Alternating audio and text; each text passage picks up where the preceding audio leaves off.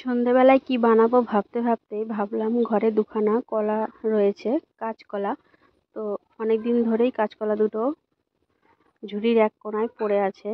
তো ভাবলাম এটার কিছু একটা বানিয়ে ফেলি। তো এখানে আমি দুটো কাঁচকলা নিয়ে নিয়েছি, ভালো করে ধুয়ে পরিষ্কার করে আমি খোসাটা ছাড়িয়ে নিয়েছি। ছাড়িয়ে নেওয়ার পরে পাতলা পাতলা করে একদম কেটে নিয়েছি।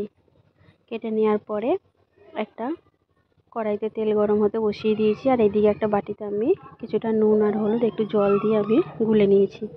তো তেল গরম হয়ে যাওয়ার পরে আমি কাঁচকলার চিপসগুলো আমি দিয়ে দিলাম। দেওয়ার পরে একটু ভাজা হয়ে গেলে আমি 1 চামচ নুন আর হলুদ গোলাটা দিয়ে দিলাম। দিয়ে দেওয়ার পরে বেশ একটু কড়া করে ভেজে একটা পাত্রে নামিয়ে নিলাম। আবারও চিপসগুলো দিয়ে একইভাবে আমি চিপসগুলো ভালো করে ভেজে আমি নামিয়ে নিলাম। তৈরি হয়ে গেছে খুব সহজেই বানানা চিপস।